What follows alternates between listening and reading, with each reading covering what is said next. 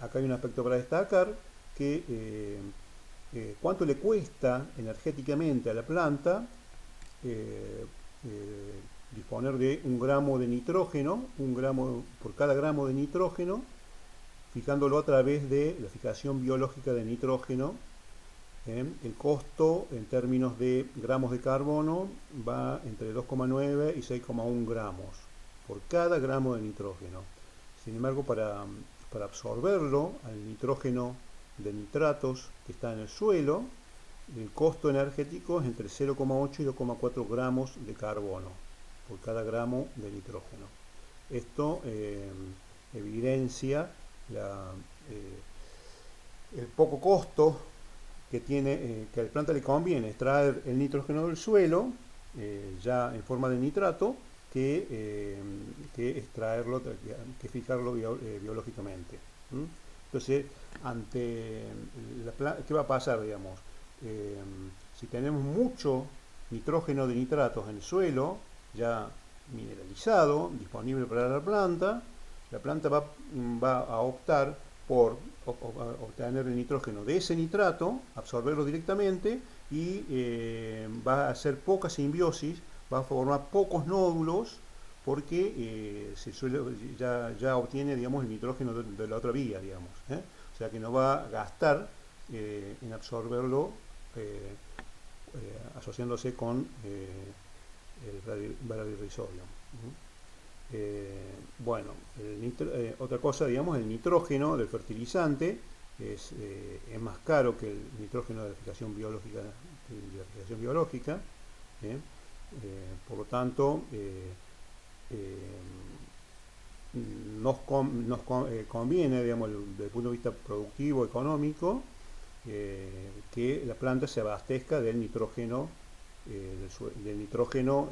a través de la fijación biológica. Por ejemplo, ¿en qué situaciones podría convenir fertilizar el cultivo? Cuando lo sembramos al cultivo en un suelo muy pobre en cuanto a disponibilidad de nitrógeno, entonces podría ser conveniente a la siembra del mismo colocar junto con la sembradora una pequeña dosis de nitrógeno, lo cual que facilite el crecimiento inicial del cultivo, pero hasta ahí no más, o sea que facilite ese crecimiento inicial. La planta, al tener reducida cantidad de nitrógeno en el suelo, va a procurar nodular y obtener el nitrógeno que le falta a partir de la simbiosis. Y otras situaciones puede ser que los nódulos que se han formado, una vez ya formado el sistema nodular y ese sistema nodular sea activo, en algún momento puede ocurrir, por ejemplo, por un anegamiento o por un estrés de la planta, de que esos nódulos no funcionen. Entonces, la planta se ve privada de nitrógeno para su crecimiento. En esos casos podría contemplarse una fertilización foliar como para ayudar, digamos, a que la planta siga creciendo y no merme el rendimiento del cultivo.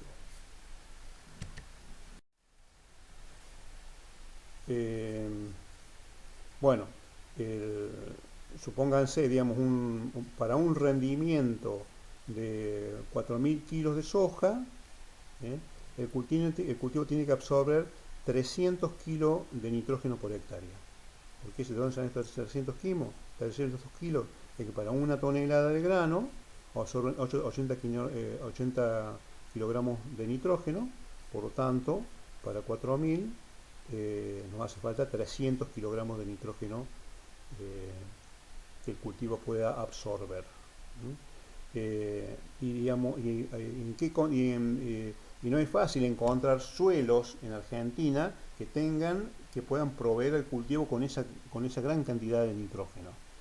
Solamente se puede encontrar cuando tenemos suelos con un alto contenido de materia orgánica, mucho más allá de lo normal, digamos, de lo que hay en un suelo.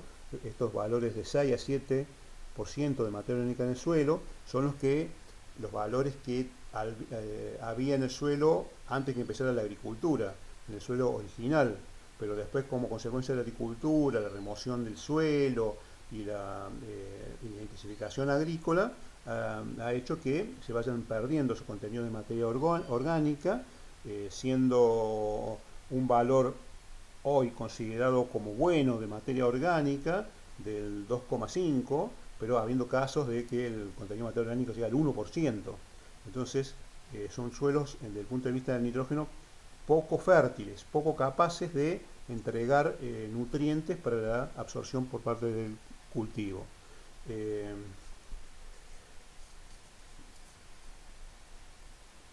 Bueno, y esto justifica, digamos, la inoculación en semilla de soja. La inoculación es una práctica rápida y muy barata. ¿Eh? Y hay que prestar atención a algunos aspectos para que se dé en buenas condiciones. Y, pero no es una práctica 100% segura. Pueden ocurrir situaciones en las cuales los nódulos o no se produzcan, o sea, no nodule, o nodule escasamente, y esos nódulos ser poco funcionales. Entonces se podría recurrir, hay que hacerlo lo menos posible, a la aplicación de un fertilizante para el cultivo.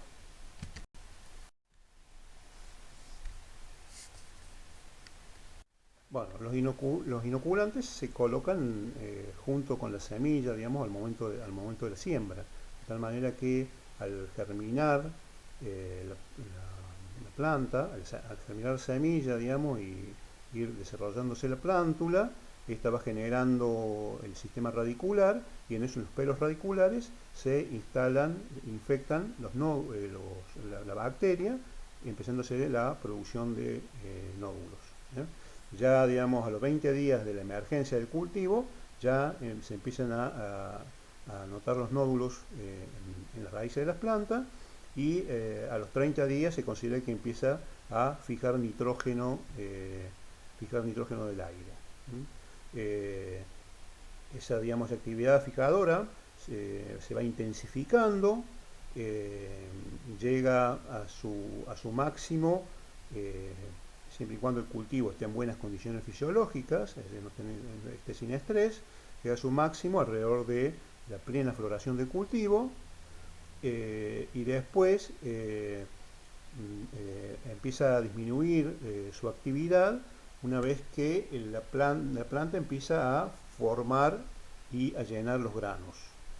Ahí, en ese momento, es el momento de máxima demanda por parte o comienza, digamos, el periodo de máxima demanda por parte de los granos, es decir, toda la energía ya va destinada a el llenado de granos. Entonces la planta le queda poca energía para disponer para mantener los nódulos. Por lo tanto, ahí ya prácticamente la fijación biológica cesa. Vamos a encontrar, digamos, en la planta de soja nódulos que, en distinta ubicación dentro del sistema radicular. Un buen nódulo, o sea, los nódulos más eficientes para la fijación biológica, son aquellos nódulos que van a estar ubicados en la raíz primaria de la planta. Acuérdense, digamos, que la soja tiene un sistema radicular pivotante, se tiene una raíz principal, digamos, y después numerosas raíces laterales. Y bueno, entonces un buen nódulo tiene que estar en la raíz principal. El tamaño normal va entre 4 y 6 milímetros, y puede tener distinto color interno. Entonces, si está color rojo, es un nódulo que está fijando nitrógeno, es un nódulo activo. Si está en un color blanco, es un nódulo que está inactivo, es decir, no está fijando nitrógeno en ese momento. Y si el color es un color pardo, quiere decir que ese nódulo ya está muerto. Algunas consideraciones acerca de lo que es la nodulación en soja, es que los suelos que nunca han sido cultivados con soja no tienen la cepa específica para este cultivo. ¿eh? Lo que lo diferencia al caso de otra leguminosa, que es el maní, que sí tiene bacterias en el suelo, naturalizadas en cualquier suelo de América del Sur. Cuando se inocula, el rizobio específico se naturaliza en los suelos. Esas cepas introducidas pueden durar 10 años, pero no son 10 años de una alta efectividad, sino que se va a ir perdiendo, correr de los años, va a ir perdiendo su efectividad, se naturaliza en el suelo, va a producir nódulos, pero esos nódulos van a ir siendo cada vez menos efectivos. Si la cepa digamos, pasa de ser, digamos, una cepa poco competitiva a una cepa naturalizada, competitiva, pero menos efectiva. Por lo tanto, es importante inocular o sea, todos los años o año de por medio. Las cepas naturalizadas bueno, son más competitivas y más resistentes al estrés, pero menos eficientes. Bueno, el sistema de fijación biológica de nitrógeno tiene un potencial de cubrir hasta el 80% de los requerimientos de nitrógeno del cultivo. Pero puede verse afectado esa fijación por una condición de estrés, por una condición de anegamiento. Por lo tanto, en promedio se considera que la fijación biológica de nitrógeno aporta el 50% del requerimiento de nitrógeno. Continuando con algunas consideraciones acerca de la fijación biológica de nitrógeno, podemos decir nuevamente que suelos con moderada o alta disponibilidad de nitrógeno en forma inorgánica o suelos con altas tasas de mineralización, buenos contenidos de materia orgánica durante el ciclo, pueden llegar a retardar el inicio de la nodulación, pueden llegar a producir menor cantidad de nódulos o inhibir el funcionamiento de esos nódulos. También la fijación biológica de nitrógeno es sensible a carencias nutricionales como el fósforo, potasio, calcio y azufre y otros micronutrientes. Y la simbiosis es sensible, como ya les había mencionado, a anegamiento. 2 o 3 días de inundación pueden provocar la mortandad de nódulos, y en esa situación, si se supera el anegamiento, digamos, o sea, se vuelve el suelo a niveles hídricos normales, probablemente ese cultivo tenga una deficiencia en cuanto a nitrógeno, y si el cultivo ese tiene un alto potencial de rendimiento, que solo estaría limitado por la cantidad de nitrógeno, que no lo puede proveer la fijación biológica, sería conveniente en esos casos un aporte extra a través de una fertilización. Bueno, condiciones de sequía también provoca la muerte de las bacterias del suelo, afecta la nodulación, si se producen en etapas tempranas, hace que los nódulos se demoren en su aparición, y si ya está instalado el sistema nodular y se producen sequías, se puede ver limitado la cantidad de nitrógeno que están fijando esos nódulos.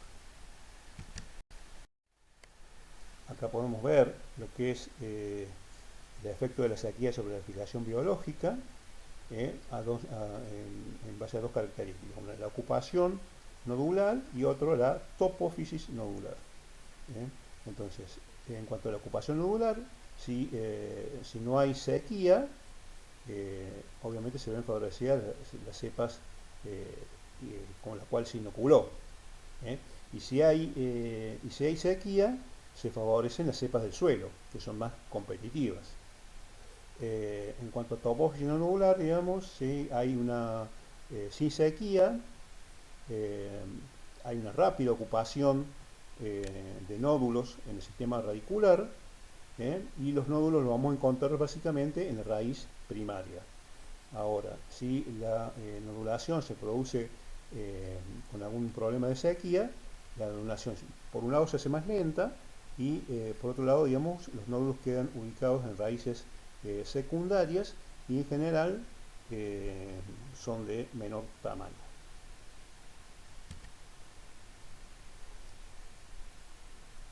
Entonces la sequía va a favorecer a las cepas del suelo y a una mala topófisis nodular. Probablemente ante estas condiciones debería considerarse la posibilidad, la necesidad de hacer una aplicación extra de nitrógeno. Pero en general no es una práctica que se haga siempre, sino que es muy variable y solamente se hace en condiciones excepcionales. En cuanto a fósforo, eh, bueno, lo que produce la falta de fósforo en el cultivo de soja es, como lo habíamos ya mencionado anteriormente, es un bajo crecimiento del cultivo. Y además se va afectando el tamaño de las hojas y esas hojas adquieren un color más, más oscuro. Ya te lo habíamos visto, no vamos a variar mucho con respecto a lo que se dijo para los cultivos en general y de lo que hemos visto en el cultivo de maíz.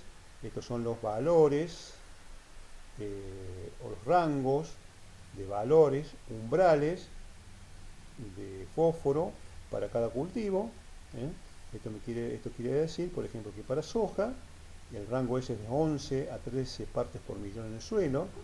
Quiere decir que si el análisis de suelo indica que tenemos menos de este rango, hay que fertilizar, y si tenemos por encima de este rango, no sería necesario fertilizar.